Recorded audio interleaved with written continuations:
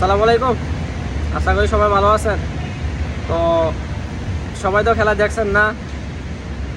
তো আমাদের টনটন দাস আর হইলো নাজমুল হোসেন শান্ত, এগুলা কি কোনোদিন আর ফর্মে ফিরাইতো না? আজকে সাকিব আল হাসান যদি ম্যাচটা না ধরতো তাহলে আজকে ম্যাচটা কোথায় গিয়ে দাঁড়াইতো? ওই কিছু কিছু বাঙালি আছে কমেন্ট করে বলছেন যে উগান্ডার সাথে নাকি বাংলাদেশ হারবো। আসলে কথাটার সাথে মিল আছে, কারণ আমাদের টনটন দাস আর নাজমুল হোসেন শান্ত যে শান্ত হইয়া রয়েছে, সে মনে হয় কোনোদিন আর অশান্ত হইতো না, বুঝছেন? যে অবস্থা কি বিল্লাদে হেরে যে দলে রাখছে আমি এটাই বুঝি না। আজ পর্যন্ত দেখলাম না ওই একটা ম্যাচ জিতেছে। কি অবস্থা ওর খেলাগুলা চলতেছে, এই একটা বিশ্বকাপ চলতেছে, টি-20 বিশ্বকাপ, এর মধ্যে কত রান করছে? ওই এক বাঙালি বলছিল যে অভিশাপ খুব খারাপ জিনিস। মেহেদী হাসান মিরাজে কোন দিক দিয়ে অযোগ্য ছিল টি-20 খেলার, কিন্তু হেরে নেয় নাই।